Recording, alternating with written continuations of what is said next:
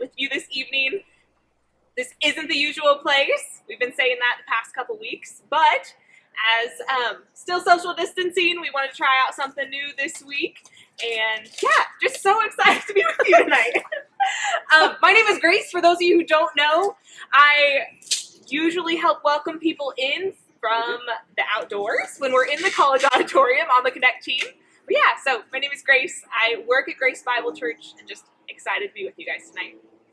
And I'm Chelsea. I'm Grace's roommate. That's why we get to sit so close to each other on the same rock. I'm so lucky. I am a graduate student in town. And yeah, I'm excited to be here and hear Todd's message. Hey Junction, my name's Carlos. I work in downtown Bryan at a law firm. I'm kind of probably the introverted guy that wants to make friends with everyone. So if I haven't met you yet, I hope to soon. Sweet. I feel like it's like almost like a dating video. Like, hi, my name is Todd. I like long walks on the beach. This isn't a normal junction. Yeah. For those who don't know me, my name is Todd. We don't normally do this, but this is just a more relaxed environment. We're doing something different this evening. I work at Grace Bible Church as well. So What a coincidence! I know, right? Who knew? Let's kick things off.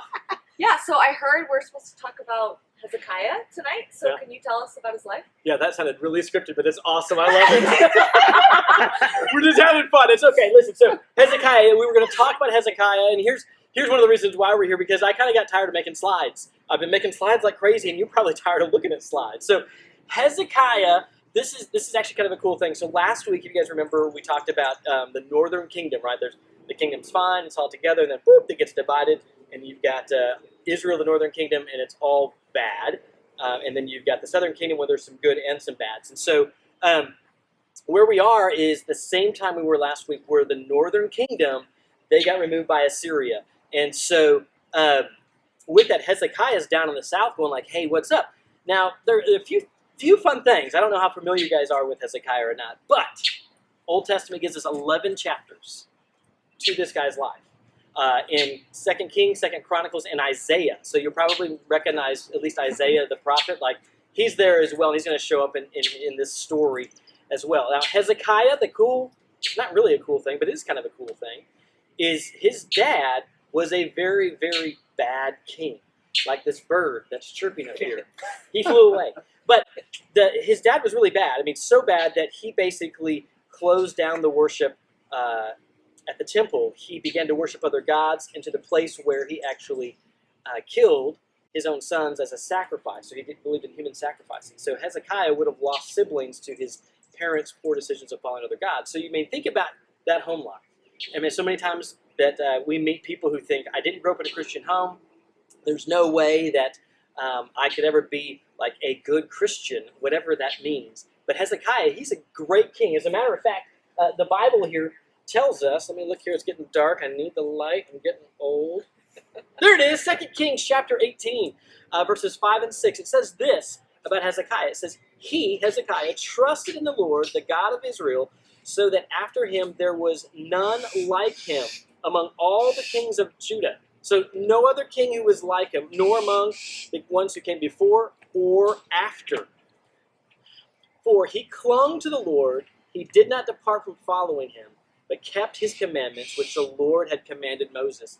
And so Scripture right away just lets us know he is a great king, and not just a great king, like he was the best at saying, once the kingdom split.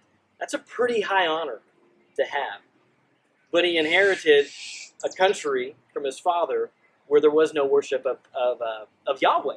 And so I think it's pretty interesting that he right away gets to work and he says, we got to reopen the temple. And so he does. He comes and says, we got to reopen the temple. He does that. If you watch the Slack video, you know that he celebrated the Passover. It hadn't been done for a while, but he didn't just celebrate the Passover. This guy just wanted to see God's people celebrate their incredible God, that he invited them all to cross borders. He didn't care if they mocked him. He didn't care at all. He wanted just to extend the invitation for everybody to come and celebrate the Passover. And that's just really, really beautiful. So he didn't just say, hey, let's open up the temple so we can worship God again. It was like, let's open it up to everybody.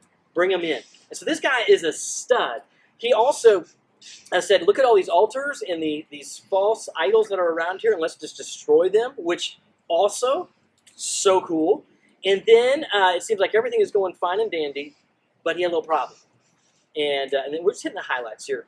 His little problem was this. His dad was like, Assyria's really strong, and his dad was a bad king. And so he said, you know what, Assyria, if you leave us alone, we'll pay you some money.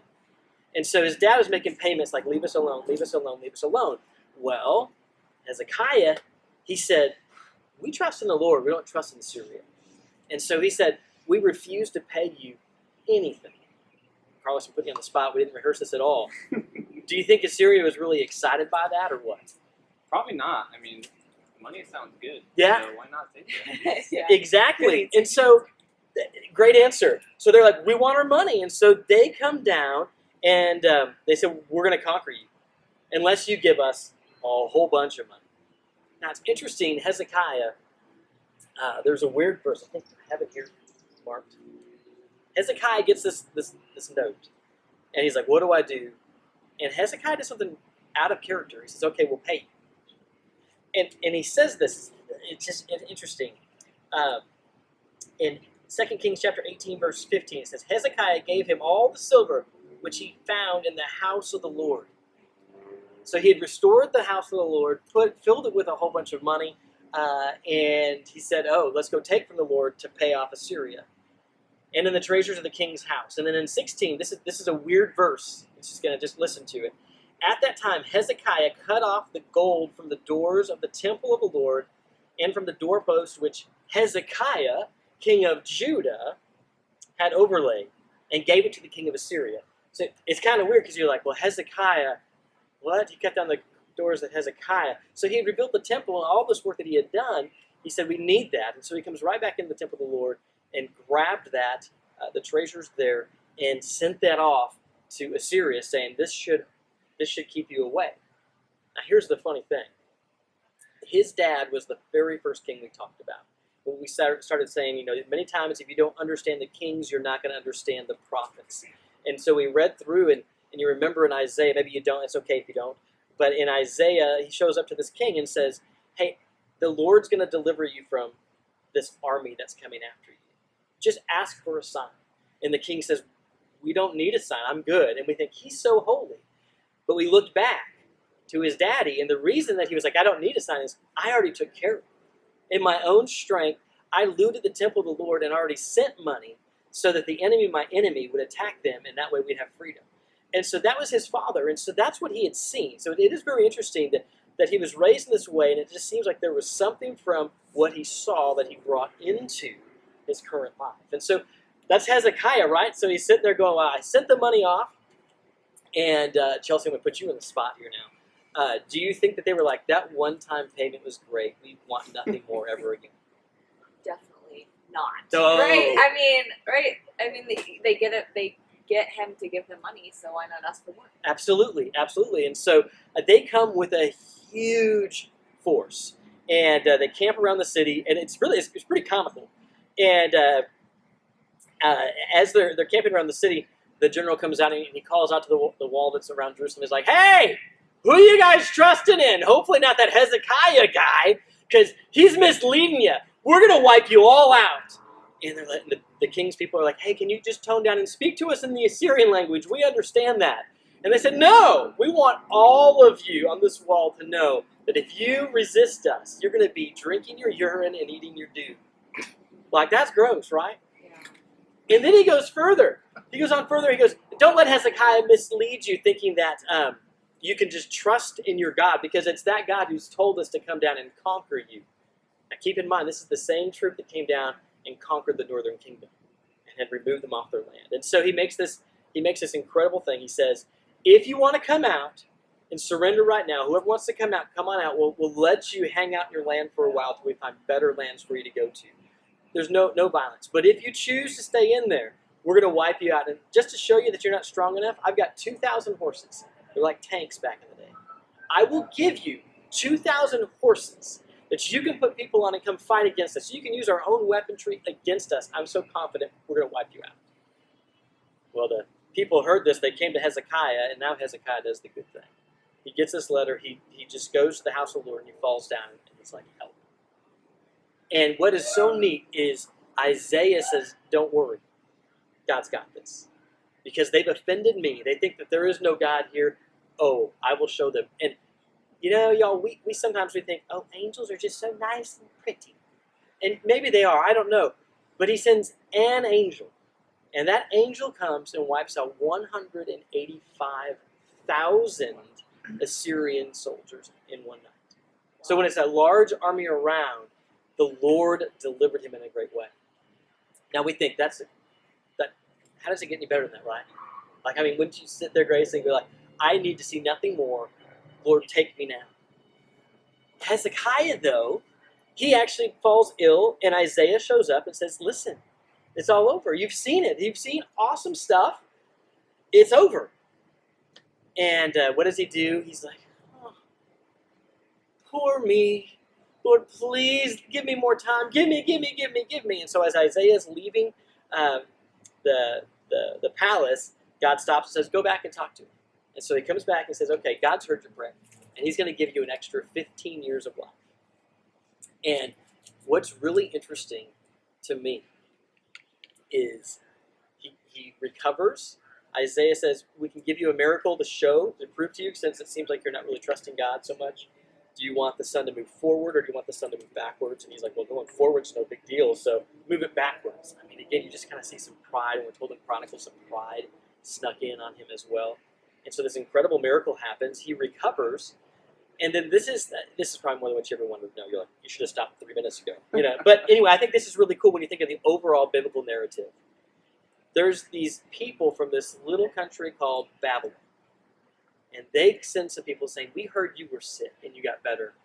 We just wanted to come and say we're so happy. And he says, oh, thank you. Why don't you come and let me show you, and this is really key when you're reading through it. He says, let me show you all of my riches. Let me show you all of my treasures. Let me show you all of my houses. Let me show you all of my stuff. And so he shows them everything in his kingdom. So Isaiah shows back up and says, hey, Hezekiah, where were these guys from? And what do they want, and what did you show them? And so really quickly he's like, well, they wanted to come and say, like, hey, you're better. And I was like, yeah, I am. They're like, look how good I am. I've got all this stuff. And Isaiah says, here's the deal.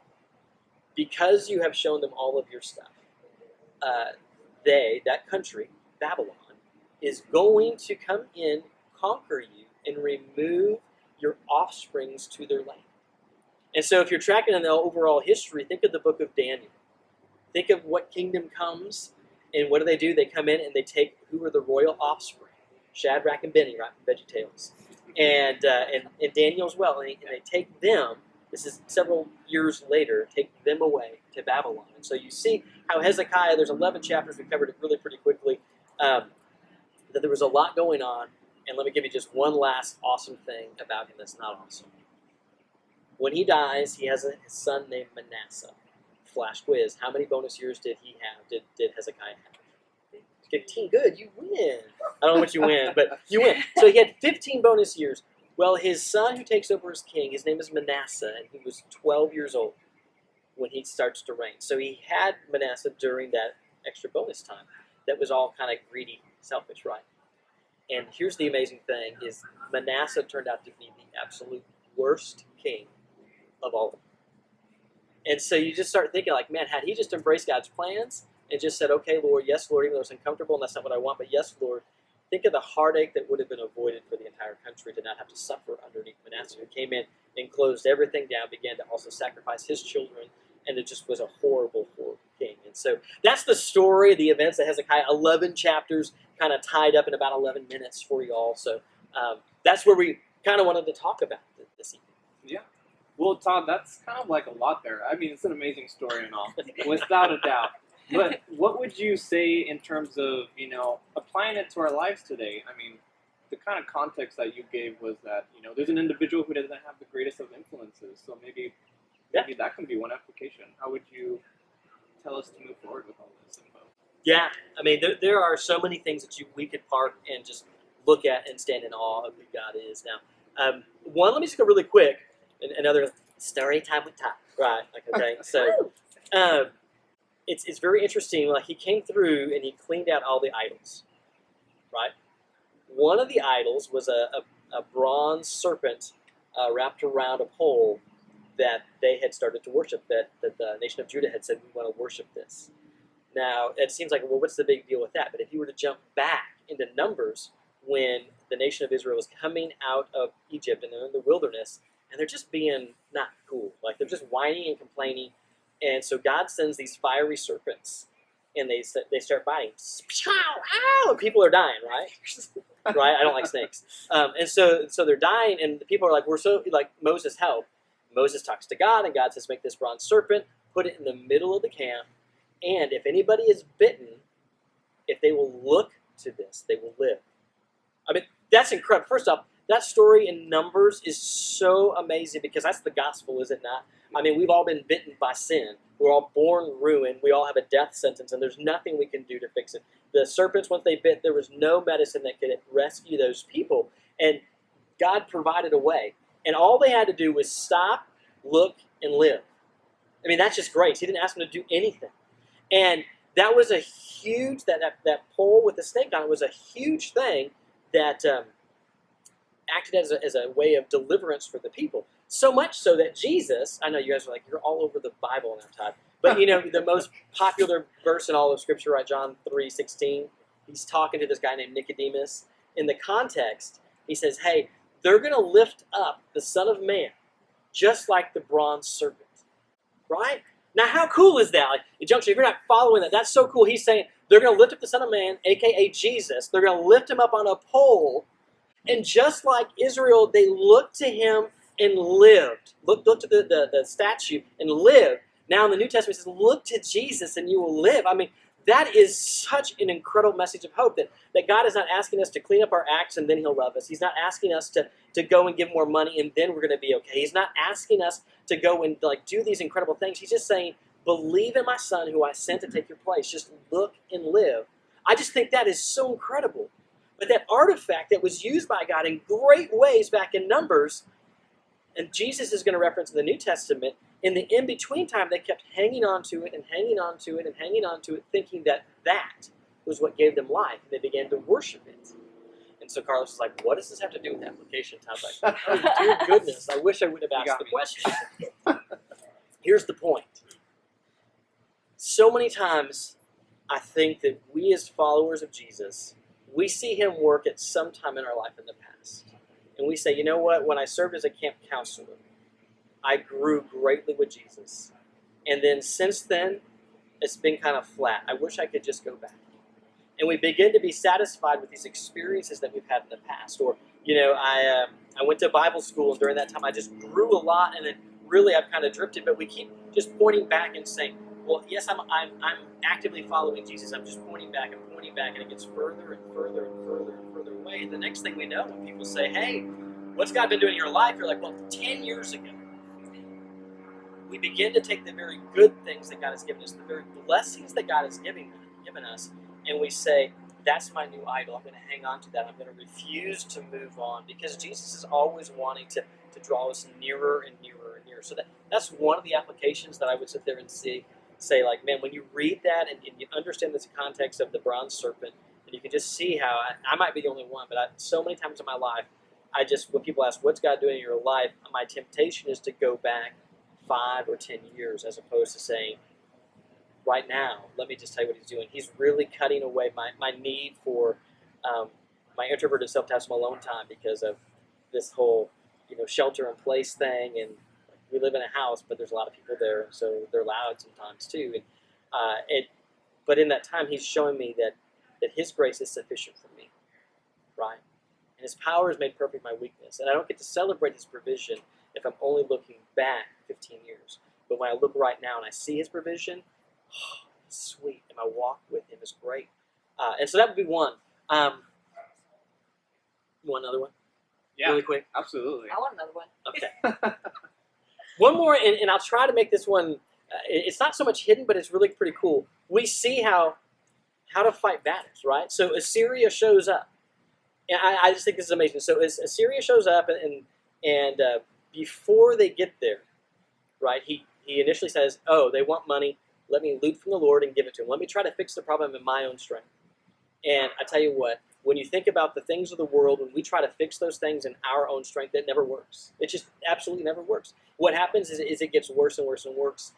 There's a saying that sin will take you further than you want to go, keep you longer than you want to stay, and cost you more than you want to pay. And you can read about in Romans 6, I think 19-ish, right around there, that as you pursued lawlessness, which led to further lawlessness, and further, like it just, you dabble, you can't stop it on your own. And he tried to, and he was like, oh, can't stop it on my own. So Assyria kept coming. And many of us would get frustrated with our Christian faith because, like, I tried everything to do it right, and I'm still failing. So Hezekiah experienced that, and now they're still coming. Now, what I skipped over, and what you would have to read there in 2 Chronicles account, is he hears they're coming. And he doesn't do this. I know it's funny. He doesn't go like, oh, they're coming. Well, if God's going to save us, he's going to save us. So let's just sit and do nothing. He says they're coming. You know what? They're going to lay siege to our city. They're going to surround us. And we've got a lot of water supplies. I don't want to make it comfortable for them. And so he goes and he plugs up all the water supplies. All of them. And so there's not all this abundant water for the Assyrians to have. I want to make it uncomfortable for them. And then he says, our wall needs to be repaired. And so he goes and he takes plans and measures to repair the wall. And then he says, you know what? We need swords and shields. And so they start manufacturing swords and shields. And so he's made the preparations, right, for this war. And yet, I think I got this one too. Let's see. I might have marked it. I did. Okay. So he's gathered together, and here they are, 185,000 plus, right, or down there. He knows we're outnumbered. So he has done his work of saying, I am preparing a defense, but I know it's not enough. I need God to do something. He says this to the bunch of guys. He says, they see that they're outnumbered. He says, be strong and courageous. Do not fear or be dismayed because the king of Assyria, not because of the king of Assyria, nor because of the horde that is with him. For the one who is with us is greater than the one with him. With him, with the Assyrians, is only an arm of flesh. But with us is the Lord our God to help us and to fight our battles. So he makes that provision. And so you guys are really good at connecting dots here, but just in case you're not, let me just connect the dots. Let's say that you're in a relationship, and physical boundaries are a really hard thing to maintain, and you really struggle with that. Well, you don't just sit there and go like, well, if the Lord wants us to keep physical boundaries, then I guess he'll just magically come in and it'll all be okay. Like, that's not wise. You want to sit there and say, what are the boundaries? You want to come through and say, okay, we want to stop up the water supplies, we want to build the wall, we want to have the swords, and we want the shields. And so you make the provisions of saying, hey, well, let's be clear about what our boundaries are. Let's be really clear. And what's going to happen, if we break them, like, where do we have a structure of accountability? So you lay the foundation of this. These are our rules. And, we knew a couple who said, just because we never want to fall into just too far of temptation, we have decided we will never enter a dwelling place if it's just the two of us. If somebody else is there, then we'll be inside. But the rest of the time, it's either in public or we're outside. We will never go in a house, into an apartment, if it's just the two of us. And a lot of people in the world goes, well, that's just kind of weird, right? But what a great testimony. Yeah. And you know what? They're married, and I can tell you what, all the physical stuff has not been marred by the choices they made beforehand, right? So they made the provision, but even then, it doesn't guarantee victory because we have to come back, and it's the Lord who fights the battle for us. And so it's not just we've done all the right things, but we're also, God, let us just daily be praying and not just begging him, help us with the strength. He's already given you the strength. And so, God, thank you that you fight our battles. Or maybe you're a shopaholic. When things get really, really bad, you're like, yeah, Amazon and click. That might be your default, like where the world has a hold of you. You want to put some structures in place. Like you want to sit there and say, you know what, I am giving my roommate, or I'm giving a close trusted friend, I'm giving you my password to Amazon. I trust you. You're not going to go buy a bunch of stuff, but that way you can look at all my history. Or I want you to change the password, so when I want to buy something, I have to actually go through you to show that it's actually something I need and not something I'm looking as a false idol. Lay the foundation, but we're clever enough. We all know that we can find ways around that, open a different Amazon account or whatever it is. But lay that foundation, take those steps, but don't stop there. God has given us the victory. And so come and depend upon him. And you see that right there with Hezekiah, right? He tried it in his own strength, didn't work. He didn't say, well, now I'm going to do nothing. He said, no, we're going to continue to shore up the boundaries. And we're going to not forget our position, that God is for us. That's who's with us. And what is it in 1 Corinthians 10:13 that no temptation has overcome you except for that that's common to man, and God is faithful and he will always provide a way of escape. Like, he is stronger. He has liberated us. And either he's lying about that or we're not actually appropriating that. And usually what happens is we have a porn addiction and we don't even think about putting a filter. We don't even think about it dropping down to a dumb phone. We don't even think about saying no to internet in our house. We don't even think about maybe getting a roommate who's actually going to share our same room so that we never have alone time. We don't even think about taking that, let alone coming and saying, this is my position in Christ, and I know that he has given me everything needed for life and godliness. And so you see Hezekiah living that out. So those would be the two there's more, but those would be two that as I'm reading through them, like, look at this. This is just incredible. So great question, and such a great question. I know, turning things around. Absolutely. But we are wrapping up the royalty series, and so I'm just kind of curious throughout that series for y'all, and I don't know who wants to go first on this, but has there been anything there within the messages that you guys have sat there and said, this has really nudged me towards maturity in Christ. This has really nudged me in a way to rearrange my life, or this is something that just stood out and made me stand in awe of who God is. Is there anything that you can look back on and say, this was something that made me go, wow, God? Anybody have any? Yeah, I mean, I'll go first for everyone if that's all right. Make sure you speak up nice and loud because Absolutely. our third person really needs to.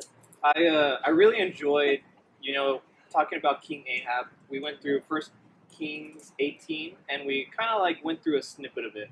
And so if you look at 1 Kings 18 at the end of it, and then you jump to 20, because 19 is still about Elijah, when I approach that story, I'm so familiar with the showdown between Elijah and the prophets of Baal. And I looked at it at a different perspective when we kind of went over it, of seeing God's faithfulness in a different perspective. God honored the faith of Elijah by answering his prayer during that showdown. On the other side of that, though, you see King Ahab, who's not as faithful. He's kind of allowed these prophets of Baal and his Queen Jezebel, to have influence on his life, and that idol comes before God. And so we jump to 1 Kings 20, and you see King Ahab still not right with the Lord, yet God chooses to pursue him and be faithful to the kingdom of Israel by bringing them victory, not in one, but two battles.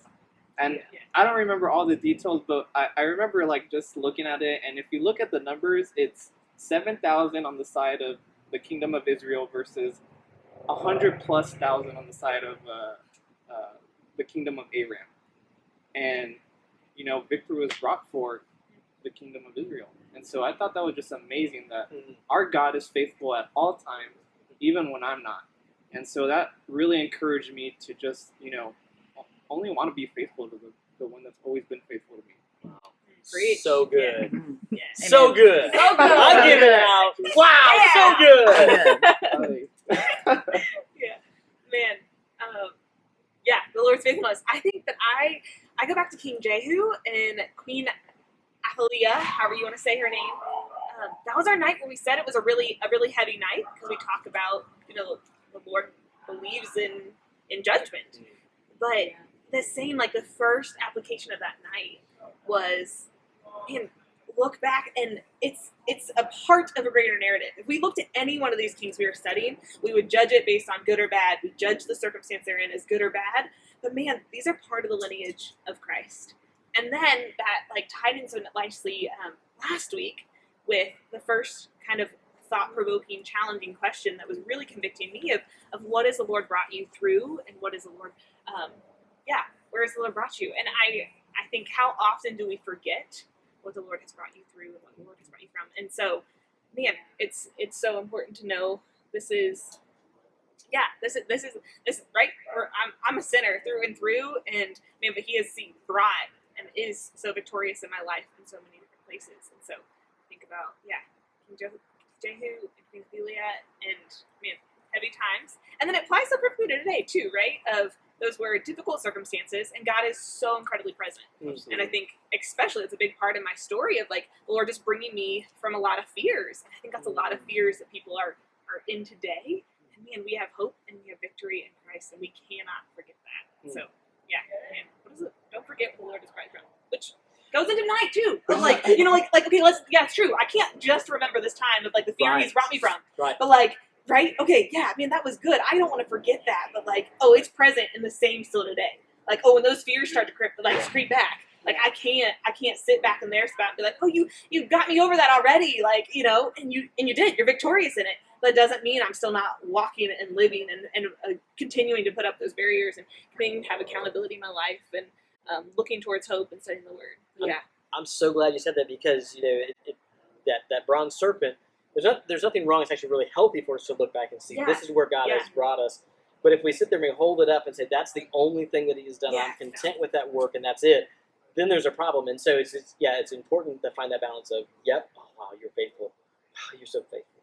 Wow, you're so faithful. And I'm in my situation here and you're going to be faithful. You know, I'm going to trust you. Yeah. So good. Wow. Wow, so good. So good. So good.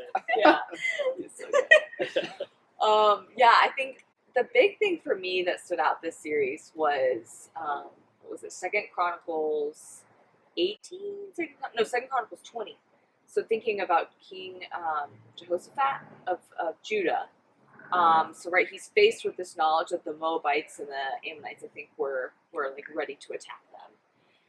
And the Lord tells him, like, it's okay. Like, this is my battle. Like, I've got this. You're gonna be victorious. And so, you know, he listens to the Lord and he like, prepares for battle. And when they enter battle, right, he has people leading in worship.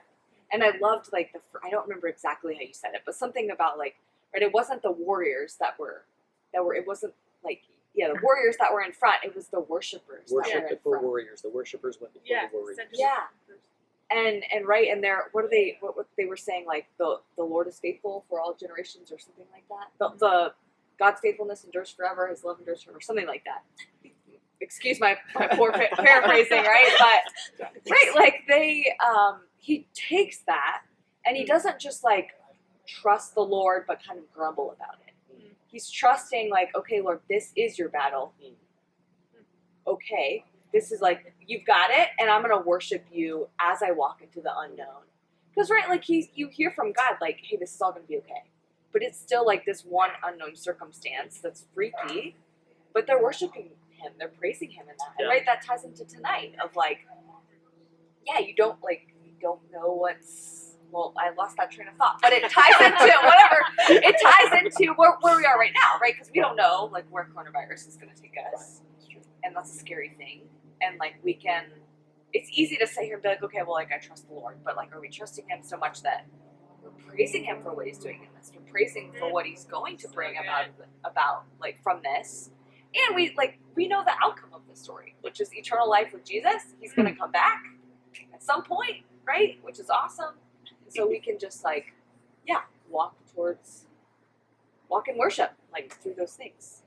And I think that other thing that, escaped me and I think is now coming back of just, I don't know, kind of loosened again. But, the idea, right, of not, like, the gospel is not, it's not work really hard to, like, earn righteousness.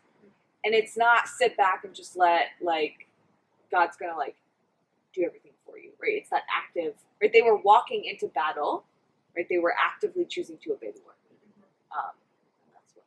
Yeah, I mean, even with that, the gospel is all grace, right? It's all His work that He has done. Right. But so we're justified, we're made right with God, totally on His work. But that sanctification process, that growing process, it's this co-work effort where He's nudging and saying, step, and we're either going la la la la la la la, or no, or we sit there and say, this is scary and there's great risk. I mean, there was great risk for all these kings, but like even tonight, Hezekiah, great risk to sit there and say, no, I'm not going to come out. No, I'm not going to pay any more money. I mean, it could cost not just his own life, but all the people around him. He was risking everything. And so following God always has a risk associated with it, right? Yeah. And if He's just calling us to take the next step. That's so good. Yeah. Wow. So good.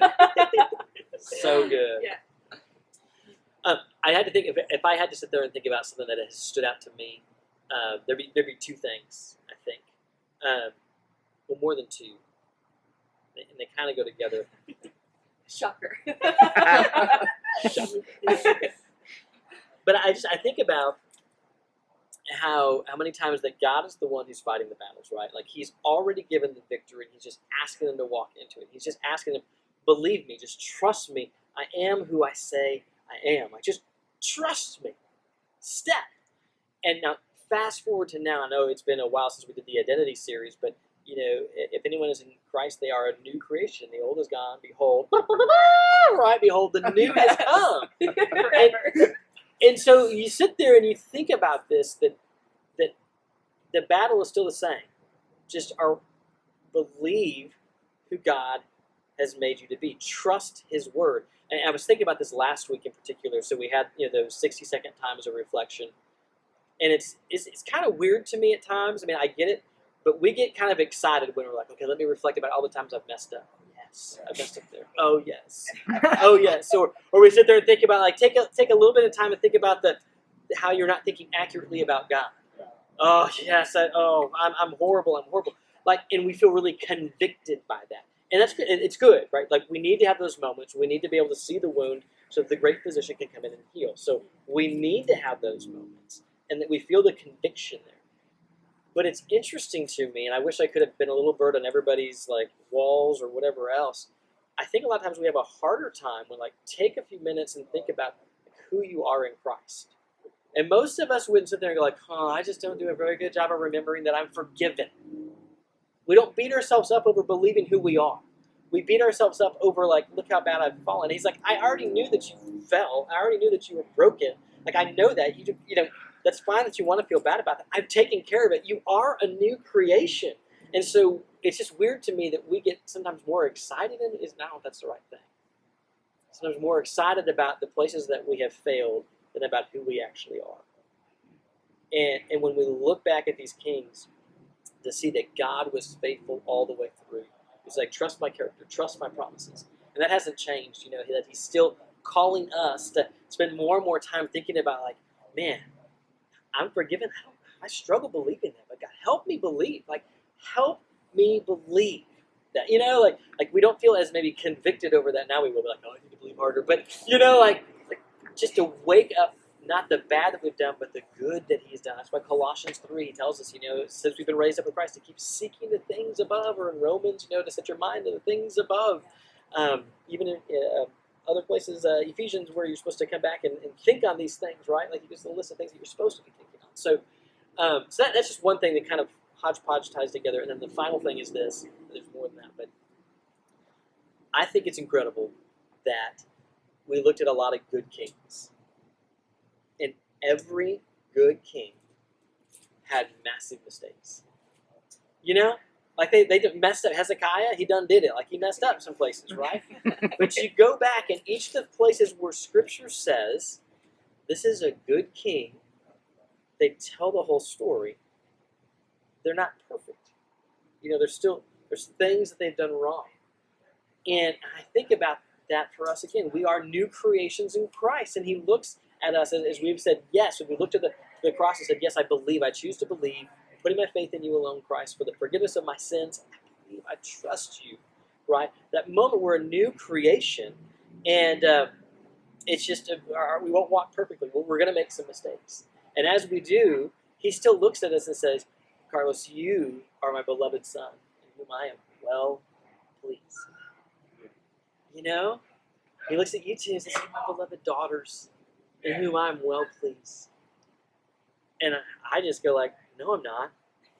And He's like, yes, you are. And I'm like, no, I'm not. Yes, you are. No, I'm not. Yes, you are. And kings, we see that.